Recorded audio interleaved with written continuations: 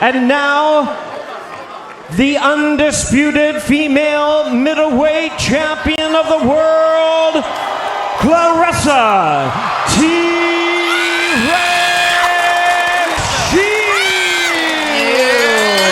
Ladies and gentlemen, come on, keep the applause going. She's been coming up here with us for years now, before they even knew how to spell her name, Heather. That's a fact. Two-time Olympiad, history-making, undefeated fighter fighting this Friday for the light middleweight titles, WBC and WBO. The one and only Claressa Shields is here again. Yeah. I'm gonna open up these phone lines. Man, Claressa, turn them belts around to the camera. You can't be putting it to the side. You gotta turn that to the camera. I'm trying to. She brought the belt. It's a lot of them. And don't forget the double S in her name. I got two more. Okay. Two in more? my suitcase. Stunt on us right here.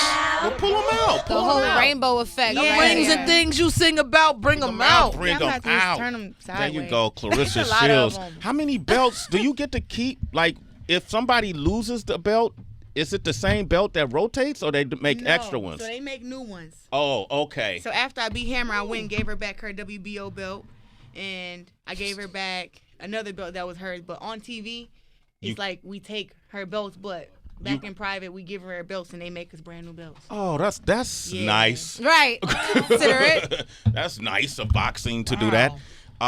Pink one. Yeah, that's nice. Claressa is here.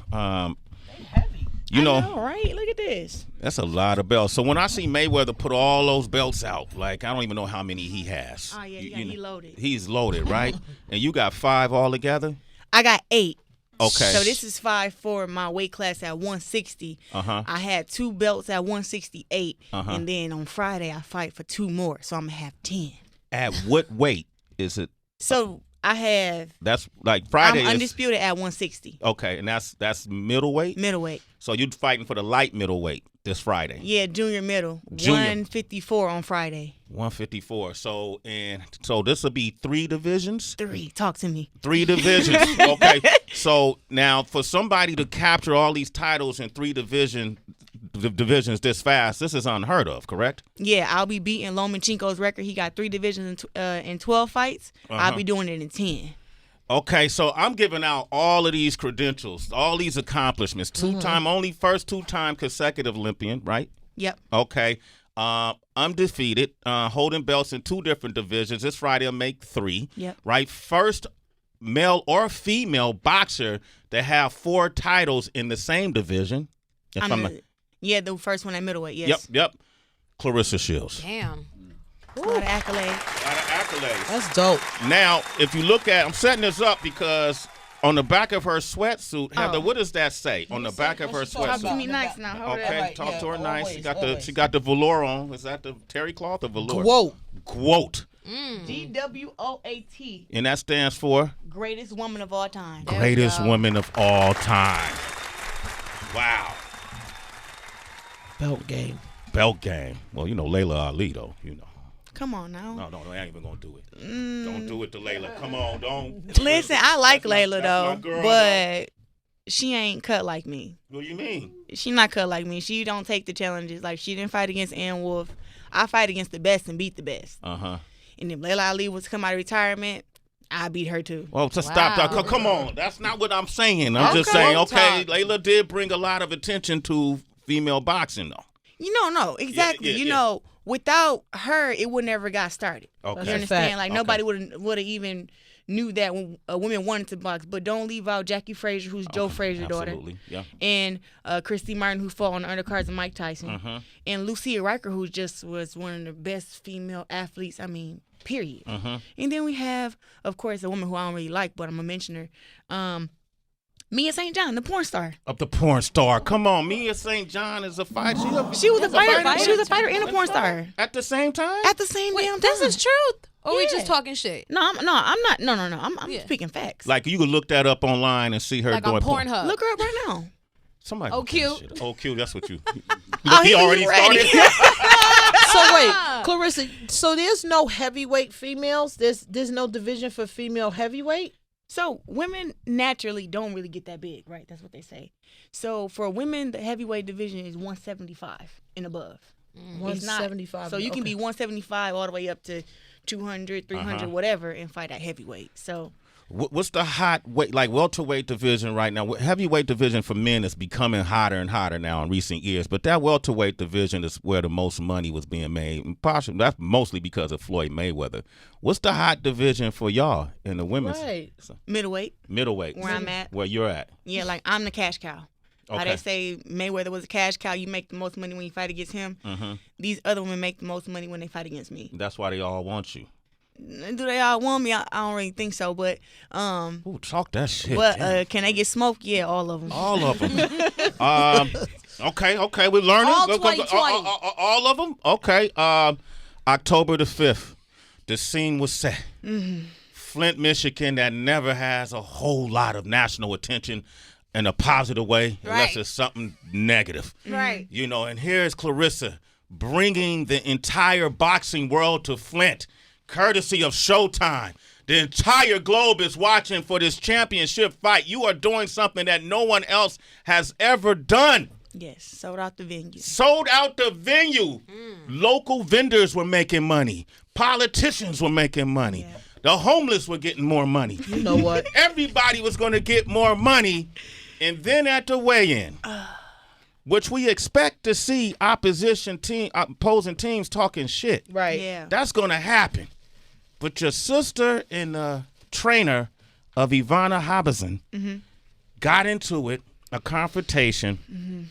And I remember seeing that trainer on video calling your sister out her name, Yep. saying that you're ugly, saying that I will slap you, and Calling her monkeys and everything. calling her a whole lot of different Yeah, names, nice. and said, I will slap you like a man. Yep. And then moments later, we see that same man laid out on the ground, knocked out with blood coming out his nose. God damn. Courtesy of your sister? No, I don't know who did that. That's just me being honest. I wasn't there. When you see the confrontation of them at the scale, they were at the scale because I was trying to check my weight. It was my first time making 154 pounds, and I wanted to make sure that I was 154 or under. Okay. So this was before the actual weigh-in. So I'm at the scale, and I'm trying to weigh in, and I have my mentor, Miss Corey, my best friend, Nene, my uncle Kurt, he's the big black guy that was up there, and my sister, Tiffany. So everybody was covering me so I can get on the scale. He comes through pushing everybody. Move. I got a right to see the scale. Move. Jill Diamond works for WBC. Told him, this is a private weigh-in. She's checking her weight before the weigh-in. She's entitled to do this privately. He didn't care. He continued to just, first he was pushing everybody. Everybody was like, keep your hands off me. Then that's when whoever had the camera got the camera rolling. And that's when him and my sister started having verbal conversation. Yeah. I look at myself in the video and I was like, man, was I just deaf? Because everything he was saying did not affect me. When I hear it on the video, I'm like, man, I'm surprised I didn't flip out. Snap. You know, and I just applaud myself for being as calm as I was because I'm the firecracker in my family. Yep, more than Tiffany? Way more than Tiffany. The one punch queen right there? I mean, jeez. Tiffany, she's the big sister for sure. But I'm the big sister with the hands, if that makes sense. Okay. So everything he was saying was disrespectful toward her. But my only concern at that time and at that moment in the past 3 months was making sure that I made weight for the fight. So I didn't really care about who was saying what or who was doing what. Yeah. I'm like, all y'all can move and let me get on a goddamn scale. I don't really care. So when I jumped on the scale, I seen my weight and seen that I was good. I was looking at him and he was just going crazy on my sister, just talking crazy. And in my head, I was thinking like, why he so mad? He act like a stud slept with his wife or something. It was crazy. I'm like, He like a stud. yeah, like he Yeah. snapped so quick. I mean, all she did was say, back up, homeboy, because he was pushing everybody. She said, back up, homeboy. And then from there, he just snapped. He went 0 to 100. And I just remember like thinking to myself, like, he mad as hell right now. But I don't care. You didn't care. So there are people who say they witnessed, you know, Okay. that your sister threw the one punch. Oh, well, she hit harder than me then, because shit, I don't know. You don't know. Okay. Nah. What has she said? Oh, nah, me and my sister talk. We tight. I talk to her every day. Okay. she didn't do it. She was over in the corner crying. That's why I'm saying, like, she is a stud, alpha male, whatever you want to call it. But like I said, I'm the toughest one in my family, mentally and physically. Stuff that he said to her hurt her feelings because he was, and it really made her mad. And when she get mad, she cry. When I get mad, I fight. Yeah. That's the difference between me and her. So she was actually over there in a corner crying with my best friend Nene. I was in the bathroom, basically putting back on my clothes and everything. And then I didn't even hear about the situation until almost 2 hours later. They locked me in the bathroom, to be honest. Okay. The bathroom door was like, I tried to go out. Either somebody had their foot on the door or they locked me in there. But I was on social media, and I'm like, what the hell are they talking about? Yeah. Like, I saw you post a response on your Instagram, too. yeah, and that was once I found out everything and once they told me, I just was like, okay, I have to put out something for my fans. And of course, me being who I am, you got people who write statements for you and everything. Yeah. And they wrote some crap up. I'm like, I'm not posting that. Look, I graduated high school. I went to college. I can write my own stuff. So everything I wrote that was on that statement came from me. You know, but of course, it's people trying to guide me and tell me what I should put on there. But I'm like, I'm not about to I take full responsibility for something that I had nothing to do with. You're trying to get me put in jail. So, but obviously, well, damn, you can't say obviously. Allegedly, Yeah, allegedly. it was somebody from your camp. I mean, if we in Flint, ain't everybody from my camp? So, with that said, being that you a leader in Yeah. Flint. You the reason why they there. Right. You know what I mean? And at the end of the day, it's affecting your money, right? Oh, yeah. What did you learn from it? Really? Honestly, I just learned to just stay calm in everything I'm doing. Like, it's a situation that I had nothing to do with. I can't control other people, and I've been through that. That's why I just control myself and focus on me.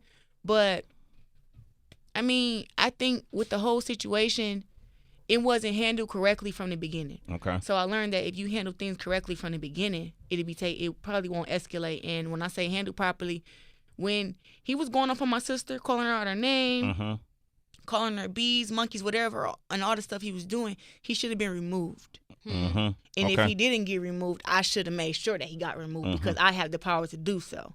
But instead, I just kind of looked at him and was like, this dude crazy, and I walked off. So that's the part where I'm like, maybe if I would have went, and I mean, everybody's seen it happen. Yeah. So you would think that somebody would would step have stepped in and broke him up. Whoever knocked him out.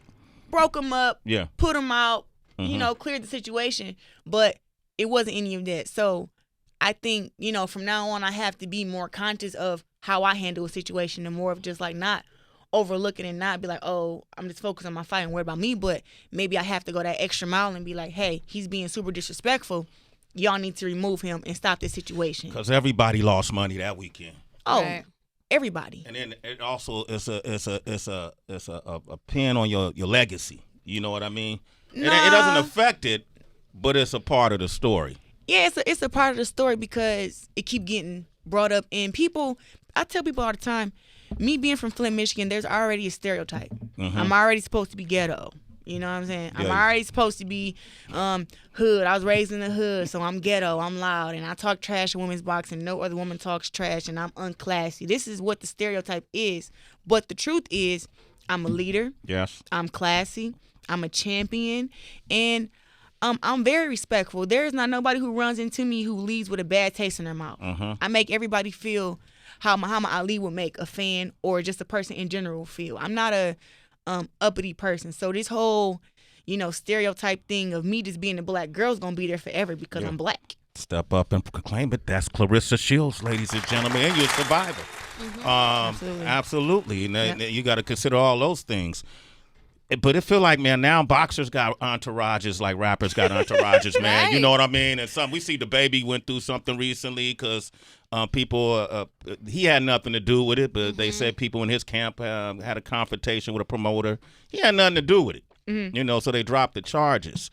Do you have to, like, sit down with your folks and say, okay, we on another level now, and the world is watching. I'm a two-time Olympian. I'm a title holder.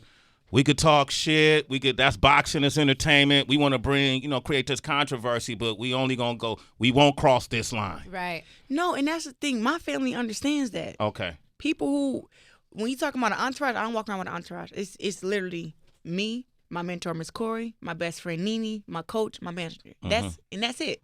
I don't really have my cousins and my brothers and my sisters. Like, they come and they show support, but that situation and that happened in Flint, like I said, I don't feel like I had to have that conversation with them because my sister shows up to every press conference and press out the fighter.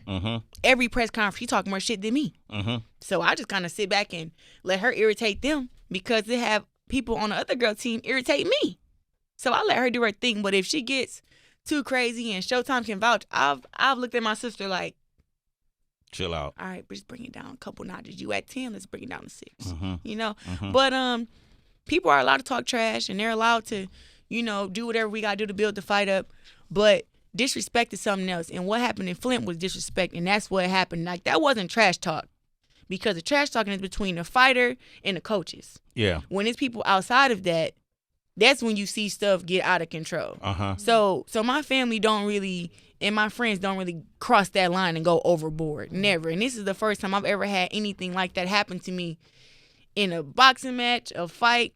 In the amateurs, I never had no outside confrontation outside the ring. Like, I like to handle business inside the ring. I ran up to girls after they fought and said, "You lost. I can't wait till we fight tomorrow. I'm gonna fuck you up." I done ran up to him and told him that, but I can get inside their head to mess with them. But I've never like put my hands on anybody or had somebody else put their hands on somebody. Like, that's just not how I roll. That's not how you roll. Claressa Shields is here. But you know, it makes for a great fight that's happening this Friday because your opponent, Ivana Habazin. She's stupid. Why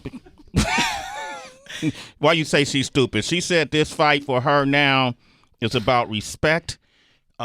She's fighting not only for her legacy, she says she's fighting for her country. She says she's fighting for what happened to her trainer, Ali. Pathetic. And she said you're only a step in the way of her journey. And by next fight, you'll be a thing of the past. I paraphrased that part, but the other stuff is what she actually said. You say she's stupid? She's so stupid. We are both athletes. For her to try to put the whole situation on me, basically like write statements calling me a thug. She wrote a statement saying that I don't know how to read and comprehend. You know, and I can't believe that she's using her coach's situation that has him in bad condition. You understand what I'm saying? She's using that to her own advantage to build clout for herself. Like, do you really care about your coach? Because if you did, you would be more of checking on him instead of trying to keep this in the worldwide news when he's really suffering. He suffered from, he had a brain bleed.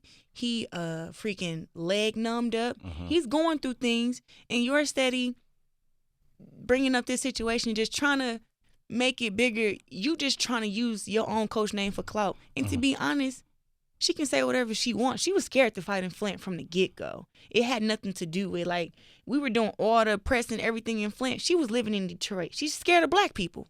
She's scared of black people? Black people. And her coach was black. He used the word monkey. Was he really black? I don't know.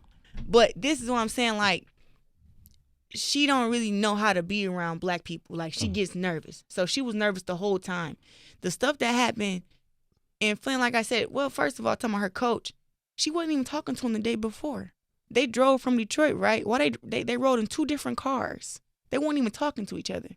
The day of the weigh-in, they weren't talking to each other. The day of the press conference, when he got up there at first, a couple months ago we did the press conference, he got up there talking a whole bunch of trash, way more trash than what she was talking. He get up there at the press conference in Flint, and he was all nice to me and stuff, talking about me very nice because he's mad at her.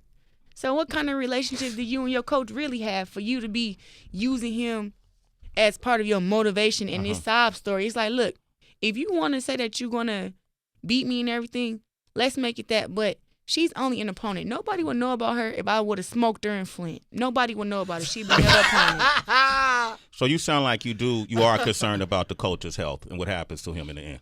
I've talked to him multiple times. Since then? Since then. Oh, really? Multiple times. Really? So what did y'all say? What did he ask?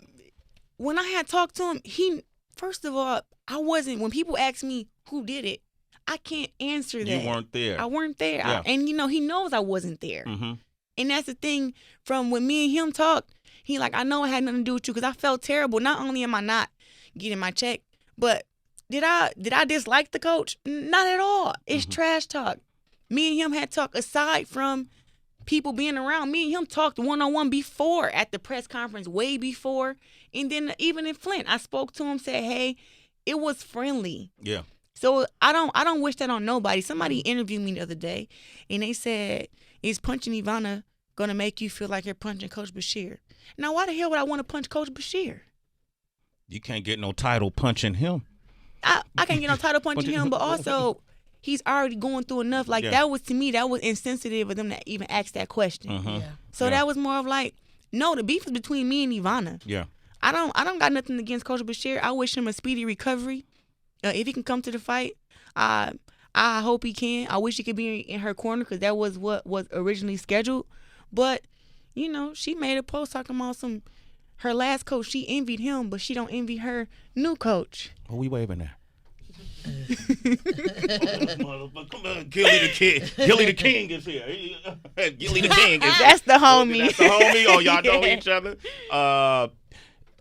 Wow. So how did the boxing world respond? Anybody reach out to you, some of the commentators, maybe Andre Ward or whoever you have relationships with, just to see what's going on, what's your mind state like, to offer any advice? People know me, and they know that I love boxing like hardcore. I'm not just a girl who's boxing. Like, boxing is my job. That's my life. That's how I feed my family. That's how I feed myself. I'm buying me a house after this fight. I wouldn't be able to buy me a house without having boxing. Yeah. Right. You know, so everybody more checked on my sanity because they know how hard that I took it. So in the dark, all my friends seen me cry. In the dark, all my friends seen, like, I'm just like, man, what I'm going to do for the next couple months? You know, what if the fight don't get rescheduled? What if Showtime don't want to put me on again? What if they don't want to have the fight back What in did they Flint say? ever? What did Showtime say? What did Steve Espinoza say to you? When I talked to Steven Espinoza, honestly, he was so real. He told me, he said, I've never seen a coach act in that manner at any event. And he just like, I hate that it happened. But he said, I don't know what else wouldn't have happened, if that makes sense. He just was like, I like the way that you carried yourself after. We're still gonna put your fight back on. He tried to put me on a show with Gervonta Davis in Georgia for the rematch. Gamboa? He wanted to put me on the fight? undercard of that, but for some reason Ivana was saying she needed more time and all this other stuff, so we had to push it back a little further to January 10th. And Steven Espinosa said he still respects me and knows that it had nothing to do with me, and he knows who I am. But people in the media, you talk about fake media, people who don't really know, they just want to make controversy. I'm public enemy number one. You know, I'm a black woman who talk trash in boxing and back it up. And they don't like for women to speak up, period. Yeah. You know, so with that came a lot of, you know, backlash, people talking trash to me on Twitter, people, you know, making fake statements. Somebody said that I hit Coach Bashir at the beginning. Yeah. Then somebody said that they were just saying a whole bunch of stuff like I hired somebody to do that. And it's just stupid stuff that people were just making up, trying to make sound crazy, huh? It's crazy. It sound crazy. It's crazy. Yeah. I saw Shakur Stevenson like support you and big you up and show you a lot of love. That's my brother. Yes, That's love. my brother. Shakur's Jersey stand and up. he's a citizen of Sway in the Yes, morning. he is. We had him on before people knew Really? about his skill set. You know, I would bump into him at the matches. Claressa sees me at the matches. I'm fighting in the crowd sometimes. You be in the crowd throwing punches. I'll be throwing. I just threw some jabs at her camera. You can see it when she posted. All right, the fight against Ivana Habazin is this Friday at 9 p.m. It's a special edition live from Ocean Casino Resort in Atlantic City. Cheers. Claressa Shields, Ivana Habazin is going at it, and this is going to be an incredible fight. It's obviously a lot of tension between the two of you. Bad blood. Bad blood. Your last fight against Christina Hammer, I could see the difference in skills like sets, and you looked. I'm a great. Yeah, you look. Yeah, it was awesome. love You looked the I'm best. a great. I'm one of those once in a century athletes. Like, Wow. I'm telling you, like, any girl you put in there with me is gonna look like that every fight. I'm like the Floyd Mayweather of women's boxing. The Floyd Mayweather. I'm telling you, these What an girls can't affirmation. mess with me. Like, when it comes to skill set, no, I can fight. 20 different ways. I can brawl. I can box. I can move around the ring and bounce around like Muhammad Ali if I wanted to. I just go in there and beat girls up because I like to do that. Dude, that feels good to you. Wow. What do you have? Ivana got here for a reason. What does she have in the ring that you have to be concerned about? I honestly can. I'm not going to even talk about her. I'm going to talk about Coach Bashir. Okay. His knowledge. I do my homework on fighters. I mean, I know who our new coach is. He used to be a boxer. He got knocked out a couple times. I know all that. I know how she fought before she got with Coach Bashir and how she fights now. And I say that at first, I mean, I watched a fight of her going there and get beat up and quit in 3 rounds against Michaela Lauren happened in 2014. And then I watched her last few fights where she went the whole fight with a girl that was 14-14. But the difference between those fights was one fight she go in there and doesn't know how to move her head, doesn't know how to protect herself. And then when you look at the fights fast forward and Coach Bashir has taught her how to jab. I mean, every fighter should know how to jab is the most important punch in boxing, but she didn't know how to jab. She didn't have any head movement.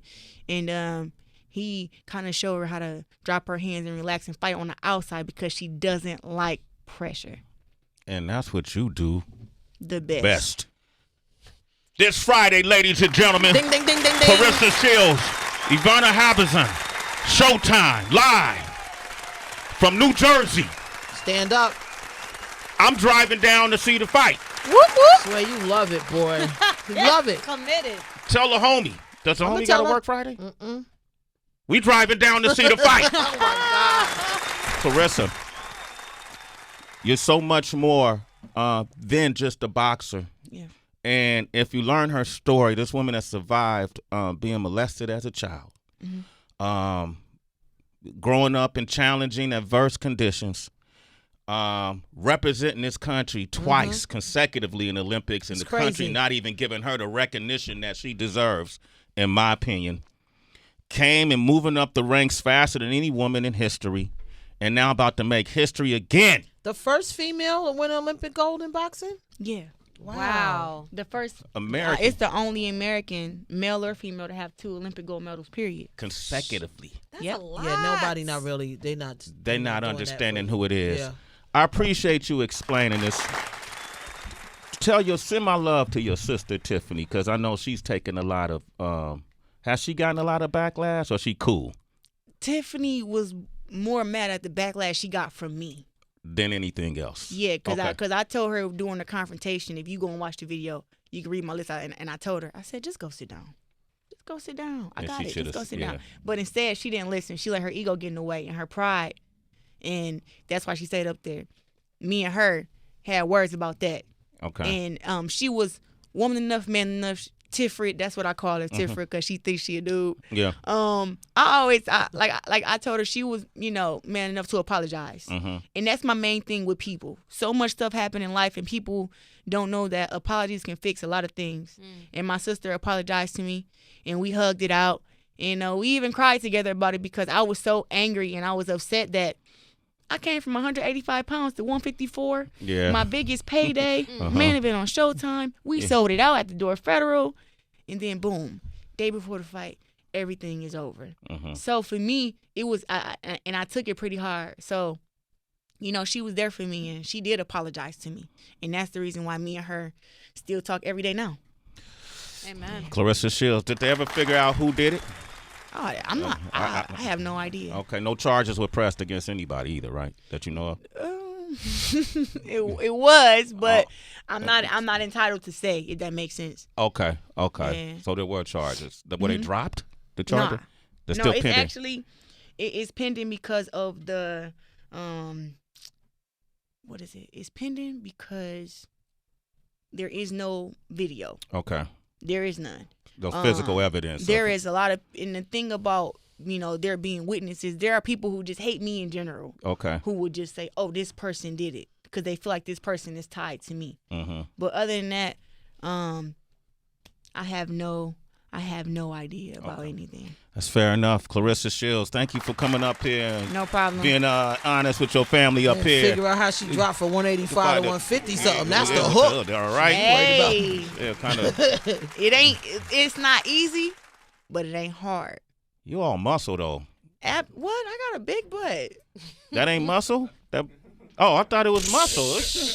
Hold on, I'm probably a 30 in the waist right now and like a 40 in the butt or something. Like, no. No shots. All right. No shots. Period. Okay, good. Claressa Shields, ladies and gentlemen. All right. Hey, man, we got Gilly the King coming up with Wallow from Philadelphia. Oh, man, they got the hot podcast right now. Make sure you watch Showtime Friday night. 9 p.m. You might see me and a big homie Horse in the crowd. Yeah, bring this heavy suitcase over here to get these big ass belts. Okay. Right, all of them. All of them. Show Philly. these belts. Philly, you want to talk to Gilly and Wallow, 888-742-3345?